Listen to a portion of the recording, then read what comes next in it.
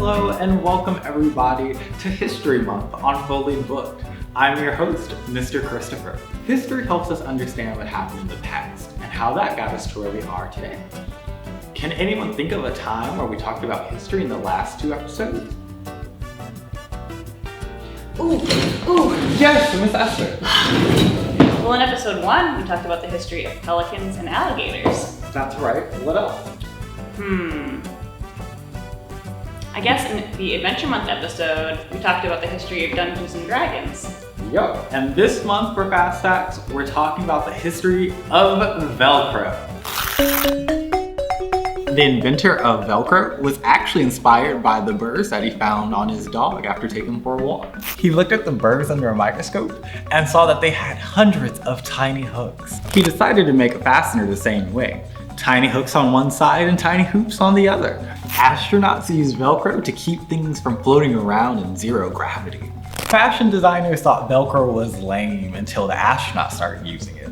Then it became cool. The military used to use Velcro, but they stopped using it because it was too loud and gave away their location.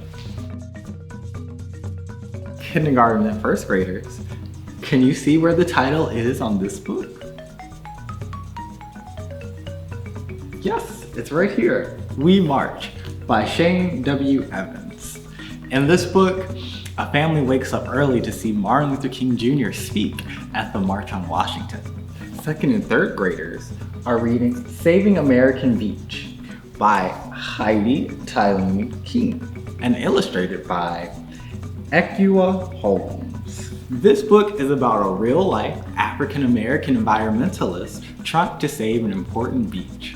Fourth and fifth graders are reading Finding Langston by Lisa Klein Ransom. This book is historical fiction. Do you know what that means? A historical fiction is a book that takes a fictional character and places them in a real historical event. In this book, the character is an 11-year-old boy, and the historical event is the Great Migration of the 1940s. Today for our art lesson, we have Miss Catherine joining us. Hello everyone. Welcome. Miss Catherine is one of our instructors here at Community Works. What will you be showing us today? Today we're going to be drawing an eye. The whole point of it is to recognize that we see art everywhere around us and that anything we create is art and it is beautiful. So hopefully I can inspire you to do something beautiful today. Ah, yes, how exciting. I can't wait to get started. Word. So what I'm going to start with first, I know you guys have been reading a lot about Langston Hughes and his poems, and I have one that really, I feel if we read it today, it's going to inspire us to create something amazing, okay? And the poem is called Dream Keeper. I'm going to read it. You're going to read it with me. I might be a little fast, but I'm not going to tell you how to interpret this, but hopefully it's inspiring for you. So Dream Keeper, bring me all your dreams, you dreamer. Bring me all your heart melodies that I may wrap them in a blue cloud cloth, away from too rough fingers of the world. I'm not going to tell you how to interpret that, but as soon as I read this, I got all fuzzy. I thought about music, I thought about blue clouds. So maybe you go back and you read that and let it inspire you in a different way. Now today, we're gonna draw an eye. And some of you might say, I already know how to draw an eye, Miss Catherine. I don't need you to teach me. Great, if you know how to draw an eye, go for it. But I'm gonna do it a little differently today. And as I said earlier, what we see and what we create is art. So first, I'm gonna show you how to draw an eye. All you need is 2 circles. You need 1, and I'll wait for you. That wasn't too hard, huh? And then I'm gonna do a second one. It doesn't have to be perfect. Art is not perfect. I'll give you a second. We have 2 circles. And then what I like to do is an eyelid and the bottom. So again, it doesn't have to be perfect. If you want to do a little dip there. And that's it. You said, oh, Miss Catherine, that's simple. The goal here is to create art within the eye. That is the goal today. So you can either darken this out, and you can do it any way. You're gonna need your crayons now, Has everyone drawn their eye? If not, I'm gonna give you just a few more seconds to get it done. And again, I colored this in black, and of course you can go in and darken this whole area, or you could create some more art within that. But for our purposes, we're gonna darken it black. Now, I'm thinking about Langston Hughes. I'm thinking about that poem, and it is bringing me to a place. Now, you may not have all the colors you want. Use whatever you have. It's not about, oh, I don't have a yellow. If you have pink, use pink. So what I feel like doing is drawing a sun. Suns are pink, but who cares? It's art, right? So I'm gonna draw a sun within this eye. And I'm gonna color this in. And already, this is making me feel really happy. As you can tell, I like pink. I like red. Now, I am gonna draw clouds. You see what I'm doing here? And I'm gonna fill it in. Now, what I wanna encourage you to do is draw whatever you see fit. It doesn't have to be what I'm drawing, because it's about the art that you see. Don't forget that. This is about what you want. If you want to draw patterns, circles, hearts, cars, I don't know what you want to draw. You can draw that. But I decided to do this, okay? And then I think the bottom could use some plants. What you think? You think we could use some plants or a tree or something? I think I'm gonna do a tree. What color should I use for the trunk? Can you think of a color? I'm sure you can. Well, I'm gonna use red because I'm fabulous. So let's do a tree here. And I'll go ahead and use a little green so everybody knows what it is.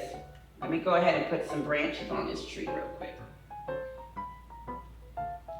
And again, whatever you see fit, because this isn't about what I think is beautiful or what I think is art. It's about what you think is art. Make sense? And here we go. And now I'm gonna add the green so you know it's the tree.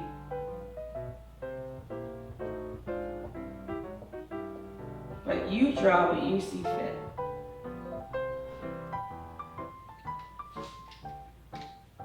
And then I think we should add some flowers, because what's the world without flowers, right? I'm just saying, it would suck a lot.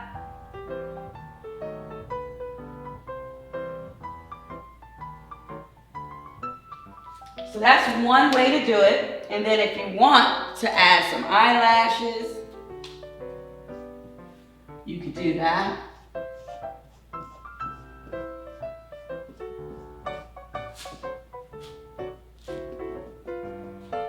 That's one way to do it.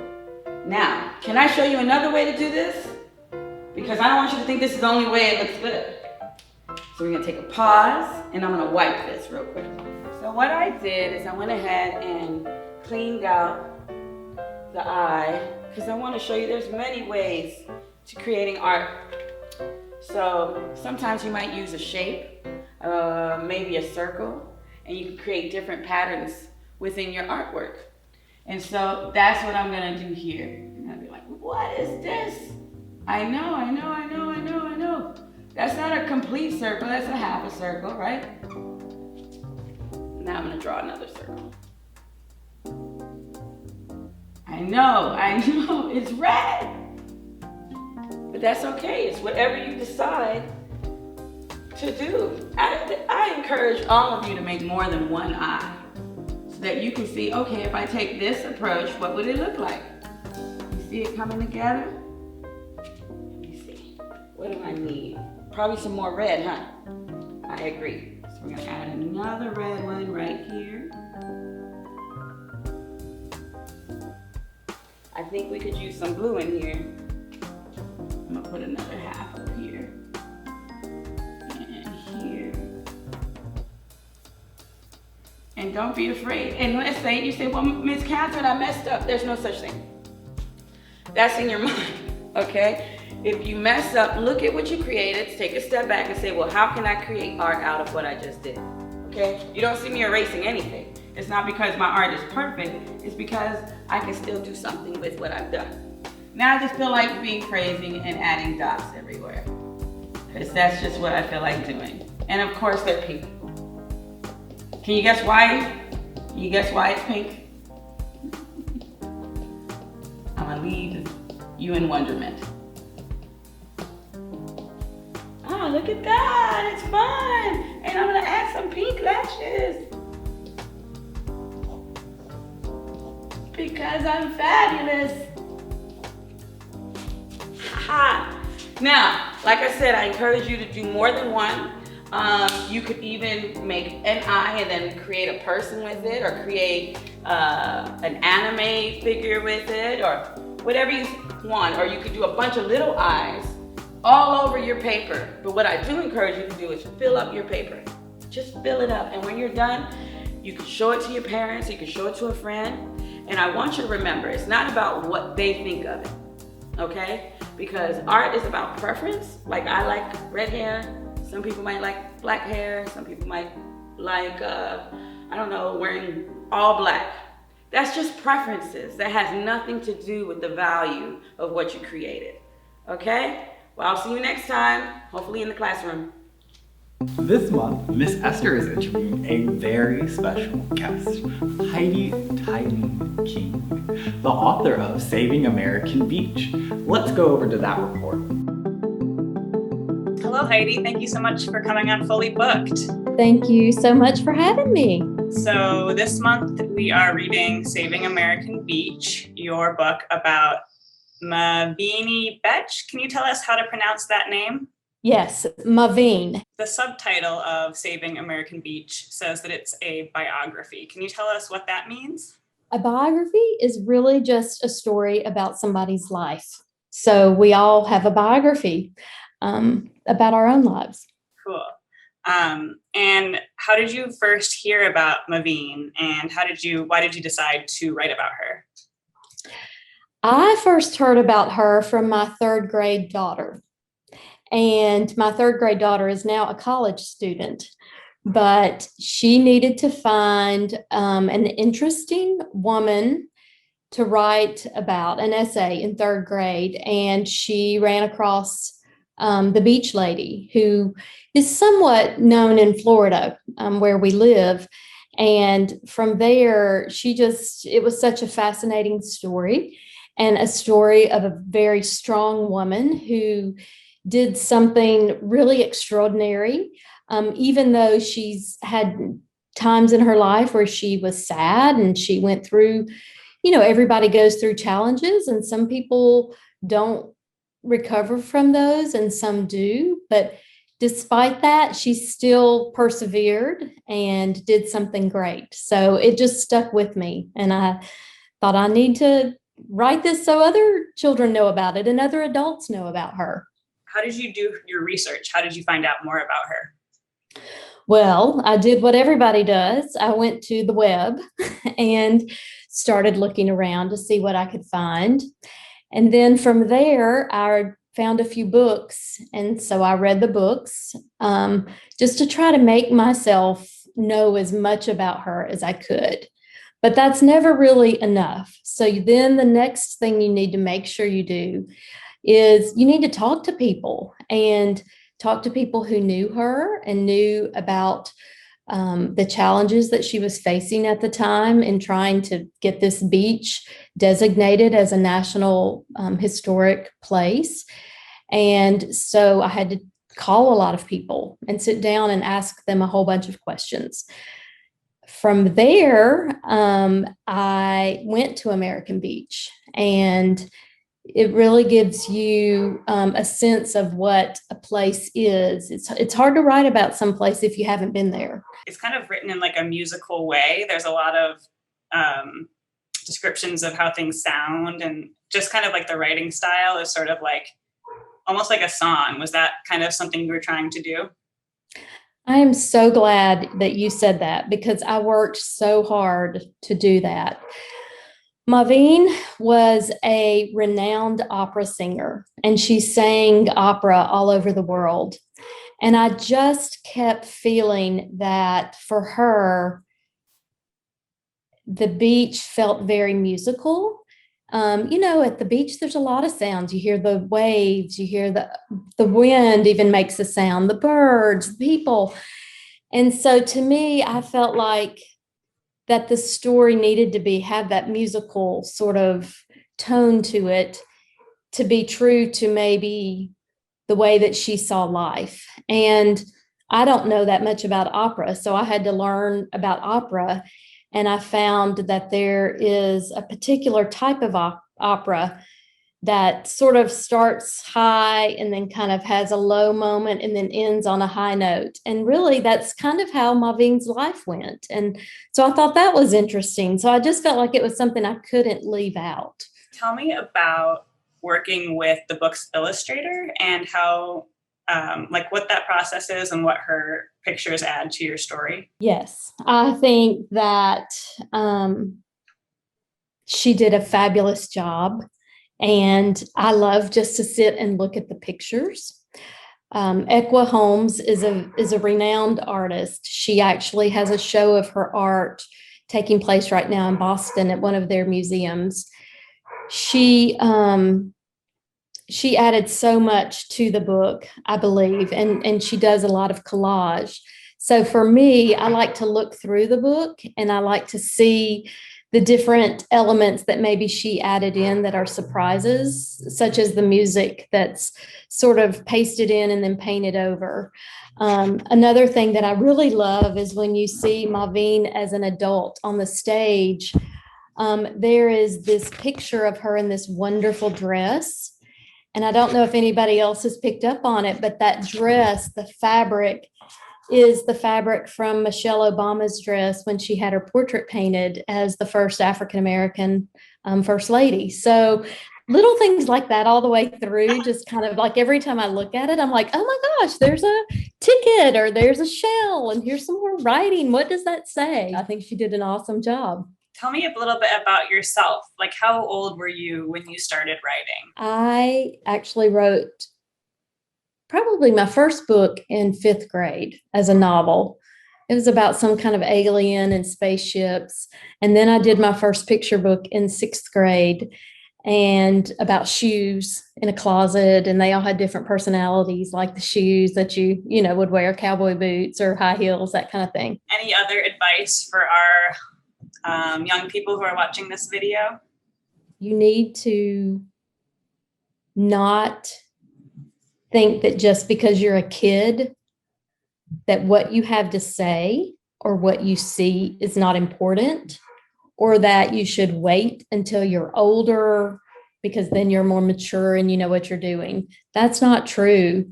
You can start at 10, 11, 6. It doesn't matter. Start writing, because that it's just like playing a sport. The first time you go out and kick a soccer ball, you don't know what you're doing, but you keep doing it over and over and over and over and practicing.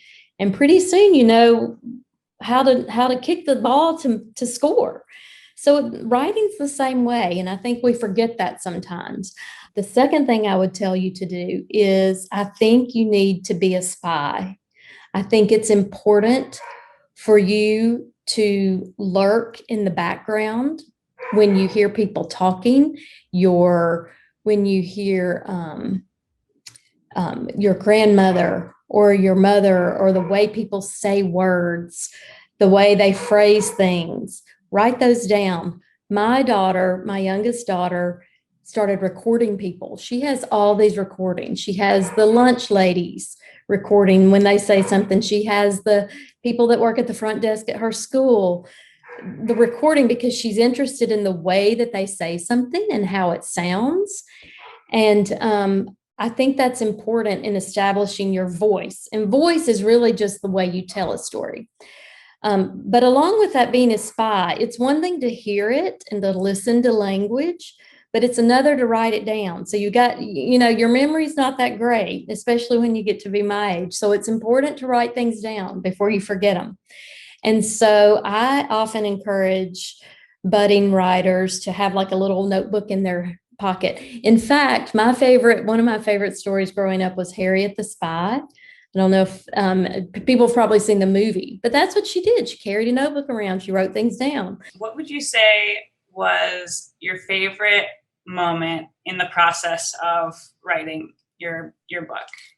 Most of the time, typical children's books take about 2 years by the time you write something and you get it done. This one took 8. So I guess the most wonderful moment was finally like having it in my hand after all these years. Like, is it really going to happen? Is it really going to come out? So that's the most wonderful moment. I think the most shocking moment, though, and the moment that I really thought, this cannot be true. Like this, people need to know about this. And that was the moment when I read so many years ago about how during Jim Crow law days, they actually would put a rope in the ocean, a stupid rope in the ocean to separate white people from Black people swimming. It's the most ridiculous, and I would love to say a curse word here, but I'm not going to. It's crazy. And to think that that happened and people thought that was okay is beyond anything I could even imagine. And my girls at the moment were like, well, how would you do that? Like, do you have to go down and drill a hole in the bottom of the ocean? Like, how do you do that? It's ridiculous. So to me, it was like, that was enough to make me want to write the book, because that's so important for people, and especially children, because you guys get to decide how the future is going to be. And you can see now how ridiculous that is, and make sure that doesn't happen again. Yeah, I thought when I read the book that the rope, you talk about a rope in the ocean, but I thought that was like a symbol, a metaphor. No, a rope in the ocean. Wow. Well, thank you so much for talking to me. I'm so glad that our students got to get this book in their hands as well. It's really beautiful. Thank you so much. Thank you so much for having me and sharing the Beach Ladies story with everybody. Bye-bye. Thank you so much for reading with us this summer. It's been a great time. See you later.